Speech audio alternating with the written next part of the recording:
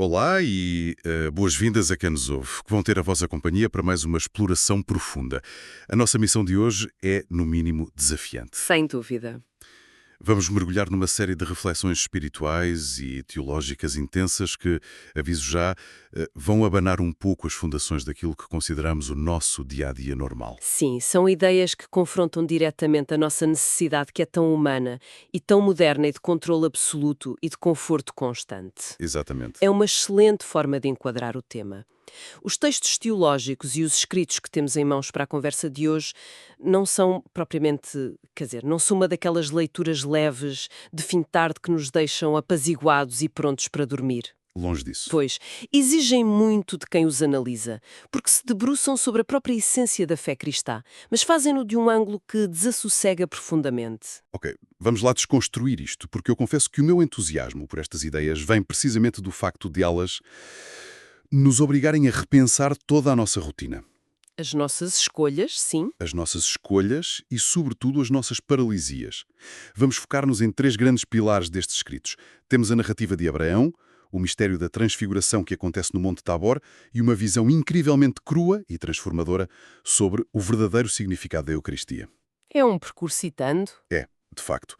O grande tema, a premissa fundamental que atravessa todo este material partilhado connosco, é que a verdadeira fé não é de todo um adorno para nos sentirmos mais confortáveis perante as agruras da vida. Não é um penso rápido. Nem é um sofá espiritual, nem aquele edredão quentinho num domingo de manhã chuvoso debaixo do qual nos queremos esconder do mundo. É, pelo contrário, uma travessia contínua e exigente. E uma travessia implica, por definição, movimento. Implica risco e abandono de certezas prévias. Certo. A fé, tal como é descrita nestas reflexões, é apresentada como algo que fere propositadamente a nossa inércia. É muito revelador como o texto começa logo por nos alertar para o maior perigo de todos na vida espiritual. Um perigo que não faz barulho. Exato, um perigo que muitas vezes passa completamente despercebido, precisamente por não ser ruidoso. Esse é um dos pontos mais surpreendentes logo a abrir a exploração de hoje. A ideia de que o maior risco espiritual não é a tempestade. Pois não. Nós passamos a vida a ter pavor das crises, das dores, das tempestades repentinas que viram a nossa vida do avesso. Mas os escritos dizem que o maior risco não é o caos, é a anestesia. A tal anestesia espiritual. A nossa idolatrada zona de conforto é descrita de uma forma quase trágica nestas linhas, como um lugar estéril, Sim, um espaço onde a luta interior pura e simplesmente cessa. E, por consequência, o nosso amadurecimento humano e espiritual também para. Quando tudo parece demasiado normal, demasiado sob controle, deixamos de esperar algo maior. deixamos de pedir ajuda. Exatamente. Deixamos de vigiar o nosso próprio coração e ficamos dormentes. O que é fascinante aqui é a forma como esta anestesia é combatida na narrativa bíblica. E é aqui que entra a figura colossal de Abrão. O grande patriarca. Exatamente. Quando o divino irrompe na história chama Abrão, a vida dele estava perfeitamente estável. Ele não estava em colapso, não estava no meio de uma tempestade financeira, emocional ou familiar. Ele tinha o seu clã, as suas terras, a sua rotina bem oleada. Tudo garantido. Tudo garantido. E a intervenção divina não surge com um conselho terapêutico do género melhora um bocadinho a tua atitude ou organiza melhor o teu tempo. O verbo utilizado é um imperativo que corta a direito e estilhaça a normalidade. É o verbo parte. Deixa a tua terra. Deixa a tua terra, a tua parentela, a casa do teu pai. É um verbo de ação brutal. Mas, para quem estuda estes temas, qual era a verdadeira gravidade deste parte na antiguidade? Porque hoje em dia mudar de país é apanhar um avião e fazer chamadas de vídeo. Claro. Naquela altura não era bem assim, pois não. Longe disso. Longe disso. No antigo Próximo Oriente, a identidade de um indivíduo, a sua segurança física, económica e jurídica estavam total e exclusivamente ligadas à sua tribo e à sua terra. Ser expulso ou deixar a tribo era o equivalente a uma sentença de morte. Uau. Não havia polícia, não havia Estado de Direito para proteger um estrangeiro errante. Portanto, quando Abraão ouve este parte, o risco é absoluto. Deus sabe que se a história de Abraão não for aberta ao desconhecido de forma radical, as seguranças dele transformariam no seu túmulo espiritual. Faz todo sentido. Há uma diferença crucial que o material partilhado sublinha entre procurar garantias e viver de uma promessa. E essa distinção é vital. Garantias são contratos matemáticos. É saber exatamente onde vamos dormir amanhã, quanto vamos ganhar, qual é o plano de saúde. Exatamente. As garantias controlam o futuro, mas Deus não entrega um mapa detalhado do futuro a Abraão. Não há GPS. Não há GPS. Não lhe dá coordenadas geográficas, nem garantias contratuais de que não haverá fome ou conflito pelo caminho. Oferece-lhe, em vez disso, uma promessa, baseada numa relação. Oferece-lhe a sua mão, a sua presença. Certo. A fé educa-se com relação, confiança e vulnerabilidade, não com o controle obsessivo das variáveis. Abraão parte sem saber para onde vai geograficamente, mas sabendo intimamente com quem vai. Essa imagem remete-me para uma analogia que costumo usar para descrever a nossa condição moderna. É como se o ser humano de hoje passasse a vida inteira fechado numa sala de espera de uma grande estação de comboios. Estou a ver. É uma sala de espera incrivelmente bem decorada e confortável, tem uns sofás de veludo ótimos, ar-condicionado na temperatura perfeita, revistas maravilhosas em cima da mesa, música ambiente relaxante e café sempre quente. E nós ficamos lá, Instalados. tão instalados, tão confortáveis, a exigir à bilheteira garantias absolutas de que a viagem não vai ter solavancos, de que a paisagem será sempre bonita e de que chegaremos a horas exatas que nunca chegamos a levantar-nos para apanhar o comboio da vida. É uma imagem muito forte. Trocamos uma confiança luminosa, que seria a promessa e a aventura da viagem, por estas garantias terrenas, por estes sofás acolhedores. Mas a verdade trágica é que essa sala de espera, por muito luxuosa que seja, acaba por se transformar na nossa prisão. Adiamos a travessia indefinidamente porque a sala de espera é demasiado acolhedora para ser abandonada. E essa imagem da sala de espera, de querer ficar onde se está bem, liga-se de uma forma impressionante à reação de Pedro no Monte Tabor, que é o segundo grande foco destas nossas reflexões. Sim, vamos subir ao monte. O material descreve de forma belíssima aquele episódio do Evangelho em que Jesus leva 3 dos seus amigos mais próximos, Pedro, Tiago e João, a um alto monte. Longe da multidão. Longe da multidão e da confusão do vale, ele transfigura-se diante deles. Mostra-lhes a sua glória, uma luz ofuscante, a sua verdadeira essência. Mas os textos sublinham algo fundamental. Que não é um espetáculo. Exato, isto não é um espetáculo de luzes montado para os entreter ou para lhes dar uma recompensa. É descrito teologicamente como um sacramento de consolação. É uma luz momentânea, uma experiência luminosa que lhes é dada antecipadamente, precisamente para que não desistam, nem desistam quando a escuridão os engolir mais à frente. Porque a narrativa diz-nos que a seguir ao monte virá a descida terrível para Jerusalém. Virá a traição, virá a cruz, virá a noite mais escura. Jesus, como o derradeiro pedagogo das almas, sabe que a fragilidade humana não suporta o horror absoluto sem uma âncora de esperança. Os discípulos precisam dessa certeza interior provisória, dessa visão deslumbrante no Tabor, para terem memória da luz quando o sofrimento parecer não ter sentido. Precisam de algo a que se agarrar. Sim, mas a reação humana perante essa luz, perante esse conforto espiritual imediato, revela a nossa verdadeira natureza. Aqui é que a coisa fica mesmo interessante. Porque a reação de Pedro, se pensarmos bem, tem uma candura e uma ingenuidade que nos são tão, mas tão familiares. É o nosso instinto básico. Completamente. Pedro, depois de suar para subir a montanha, vê aquela glória toda, sente aquela consolação indescritível, a paz perfeita, e o que é que ele diz logo a seguir? Como é bom estarmos aqui. Mestre, vamos fazer 3 tendas. Vamos ficar por cá. Ou seja, ele quer literalmente construir a tal sala de espera no topo da montanha. Quer acampar ali para sempre. Ele quer estacionar na Consolação, fixar aquele momento perfeito, num molde de cimento e fugir a 7 pés da dureza, da exigência e do pó da vida normal lá embaixo, no mundo real. É o equivalente espiritual a não querer sair debaixo do tal edredom ao domingo de manhã. Se ligarmos isto ao panorama geral da teologia apresentada nestes textos, percebemos o princípio central que desassossega a nossa comodidade. O monte é para ver. O vale é para viver. O monte é para ver, o vale é para viver. A pedagogia divina não permite de forma alguma que se construam tendas no alto do Monte da Consolação. A luz é dada lá no alto, no silêncio do retiro, não para criar um refúgio estático e isolado para meia dúzia de privilegiados, mas sim para infundir nos discípulos a coragem necessária para descerem ao vale. E o que é exatamente o vale, neste contexto prático? O vale é o ruído da cidade. É o trânsito de segunda-feira de manhã, é a relação tensa com o colega de trabalho, é o filho que adoece durante a noite, são as pressões financeiras, é o esforço repetitivo de ter paciência e de amar os outros quando eles não são particularmente amáveis. A vida real, portanto. A vida real é no vale do cotidiano, sujo e imperfeito, que a fé é verdadeiramente testada, provada e vivida em toda a sua extensão.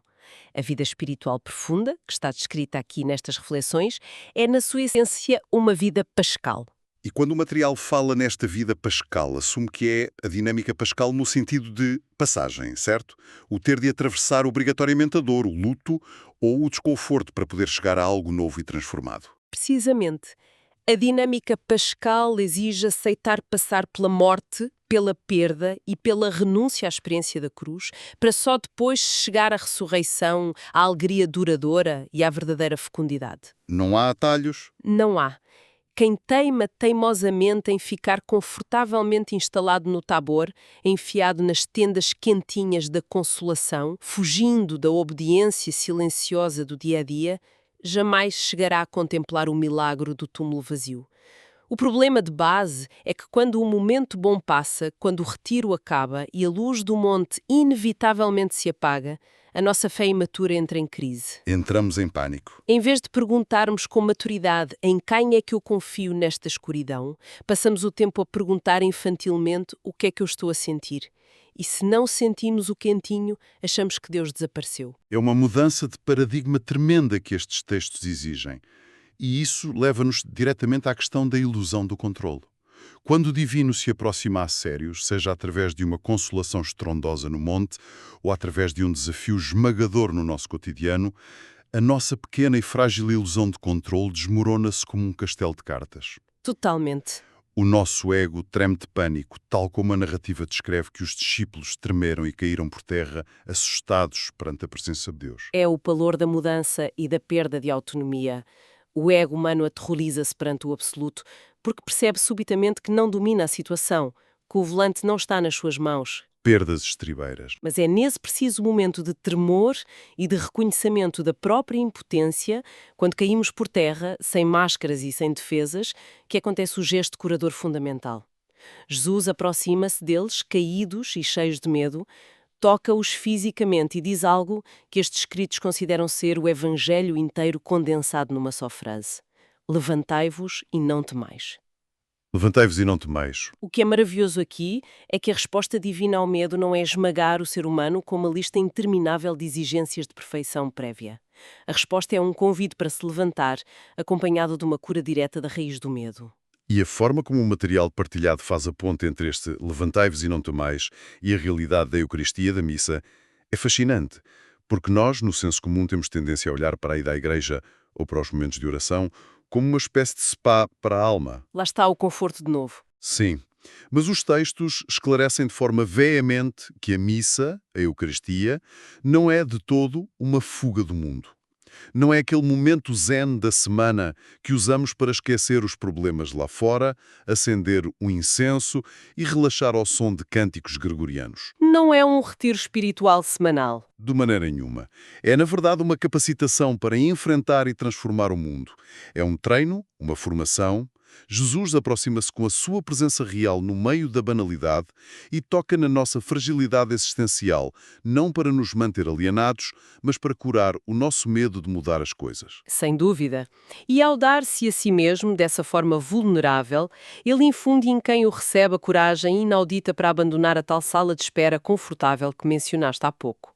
Mas, e este é um ponto onde a análise se torna muito incisiva, os textos não romantizam a travessia. Não dizem que vai ser fácil. De forma muito adulta, não é vista através daquela lente medieval como um castigo imposto por um Deus vingativo.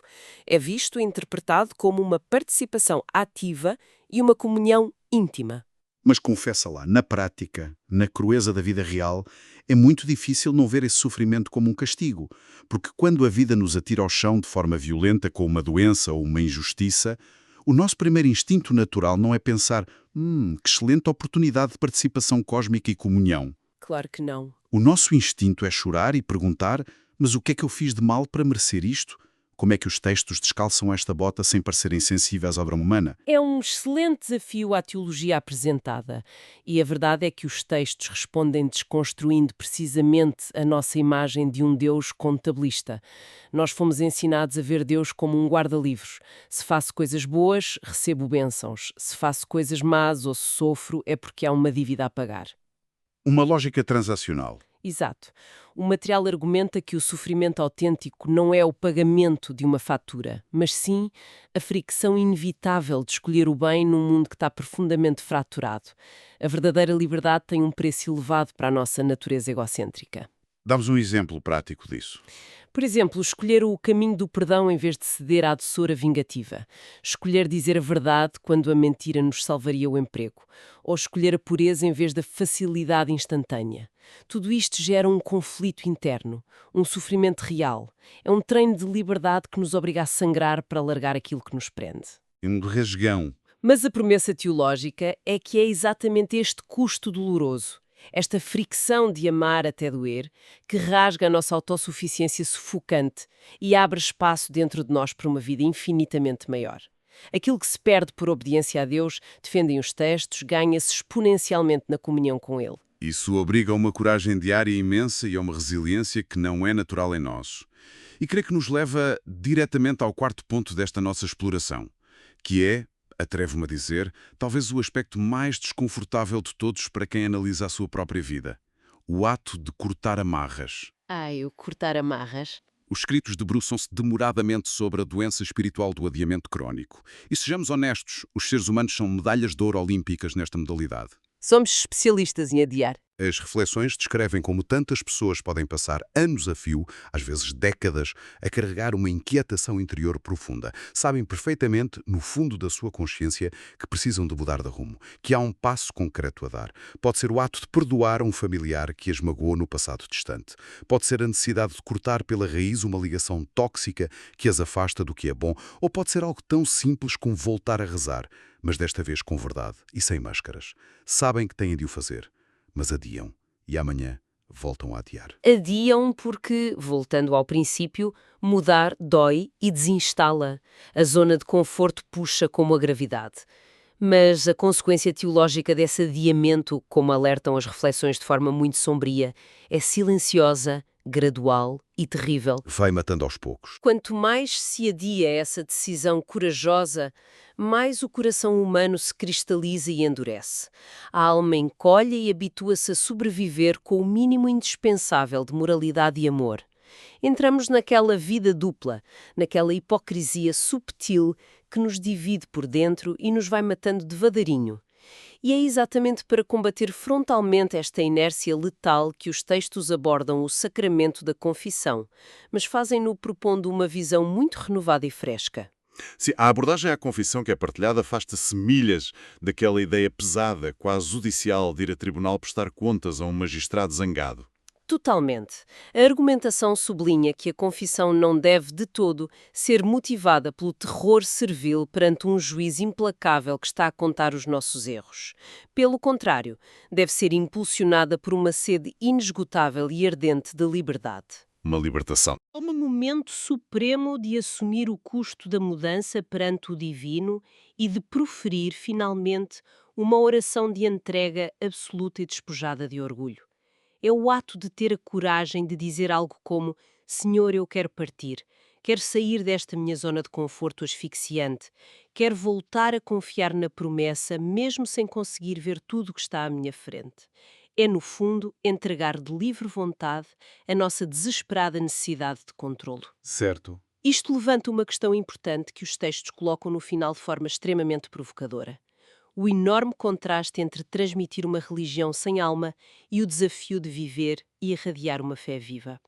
O material define uma religião sem alma como aquele sistema de crenças que nos apresenta um Deus inofensivo, um Deus domesticado, feito à nossa medida. Um Deus à la carte. É uma figura que serve apenas para carimbar e confirmar passivamente aquilo que nós já somos e as decisões que já tomamos.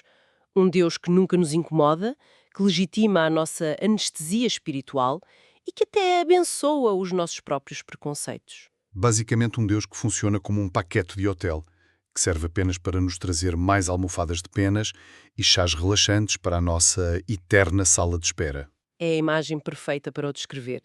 E, em contrapartida a isso, uma fé viva testemunha a realidade de um Deus que chama incessantemente, que desinstala as nossas certezas fabricadas e que nos transforma desde a raiz, de forma radical. O Deus de Abraão? É o mesmo Deus do chamamento de Abraão, o Deus que sussurra parte no meio da nossa estabilidade artificial. É um Deus que, por amor, fere as nossas prisões douradas e que não nos permite estacionar as nossas vidas no topo de um monte de conforto egoísta, exigindo antes que as nossas vidas se tornem instrumento de compaixão e fecundidade no caos do vale do cotidiano. Então, o que é que isto tudo significa para as nossas vidas? Se tivermos de sintetizar o cerne absoluto de toda esta exploração profunda de hoje, a mensagem fulcral destas reflexões é que a verdadeira vivência da fé recusa categoricamente e de forma intransigente o conforto estéril. A fé exige que descemos do nosso monte das consolações. A luz, a paz e o conforto espiritual que possamos receber pontualmente não nos são dados para os guardarmos de forma avarenta dentro de uma tenda, longe dos olhares do mundo, mas sim para que tenhamos o discernimento e a coragem de os levar connosco, iluminando as sombras e as tragédias do vale da vida diária das pessoas que nos rodeiam. Implica trocar, diariamente e com esforço, a nossa obsessão paralisante pelo controle das circunstâncias por uma confiança radical, progressiva e assustadora. É uma síntese extraordinariamente precisa do material. E penso que a relevância e a urgência desta mensagem para os nossos dias, para o nosso contexto cultural, é inegável e quase palpável. Sem a menor dúvida. E porquê? Porque nós vivemos mergulhados num mundo que está absoluta e freneticamente obcecado com o conceito de garantias, de risco zero. Nós queremos apólices de seguro contra todos os imprevistos possíveis e imaginários. Queremos carros blindados pela segurança máxima, queremos dietas que prometam longevidade absoluta e, acima de tudo, queremos evitar a dor, evitar a perda e erradicar o desconforto das nossas vidas a todo e qualquer custo, venha de onde vier.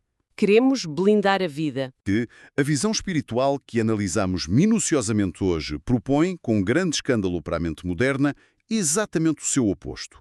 Propõe que a verdadeira e única liberdade do espírito não se encontra na tentativa infrutífera de nos fechar a sete chaves numa fortaleza impenetrável de garantias, mas sim na coragem indomável de avançar no escuro, de dar o passo em frente, apoiados única e exclusivamente na fragilidade de uma promessa. Na mão invisível, mas firme, de quem confia infinitamente em nós, antes mesmo de nós confiarmos nele.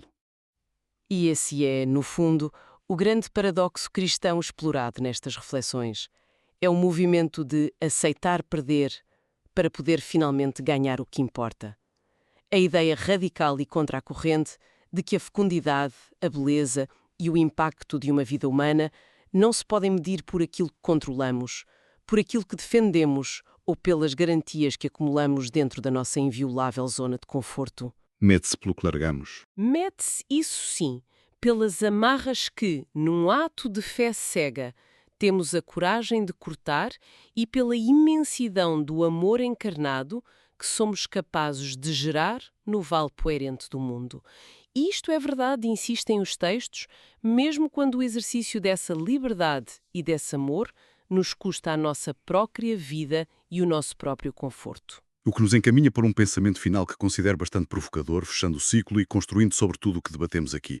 Nós falarmos da ordem brutal dada a Abraão para partir, para deixar a sua terra e mergulhar num desconhecido total, sem rede de segurança, longe das suas referências. Sim. E isso leva-nos a questionar o nosso próprio contexto atual. Será que na nossa era digital, hiperconectada e globalizada, ainda somos sequer capazes de obedecer verdadeiramente ao imperativo de Abraão? Hoje em dia nós nunca partimos de verdade. Nós nunca cortamos laços com a nossa terra, porque carregamos a nossa terra, as nossas bolhas de opinião, os nossos preconceitos e a voz constante do nosso clã, confortavelmente dentro do bolso, através de um ecrã de telemóvel. É uma perspectiva assustadora. Podemos estar do outro lado do mundo, no meio de uma viagem que deveria ser transformadora, mas a nossa mente continua presa ao mesmo feed de notícias, às mesmas aprovações, às mesmas rotinas digitais. Se a verdadeira fé e a verdadeira transformação exigem a renúncia radical das garantias e o abandono da sala de espera, Não será que a nossa inércia moderna é ainda mais perigosa porque nos dá a ilusão de estarmos a viajar, quando espiritualmente nunca saímos do mesmo sítio? Fica a reflexão para explorar o desconforto que isto provoca. Fica o desafio, sem dúvida. Despedimos-nos hoje com um convite sincero a quem nos ouve. Fica o desafio para uma autoanálise profunda nos próximos dias. Que tendas estarão a ser diligentemente construídas no alto da montanha da Consolação, só para evitar o frio do vale? Que luxuosas salas de espera estarão a ser usadas como justificação para adiar a difícil, mas vital travessia interior que, bem no fundo, cada pessoa sabe que precisa urgentemente de fazer? Obrigado a quem nos acompanhou deste lado em mais um longo e exigente mergulho nestas águas profundas do espírito. Até à próxima.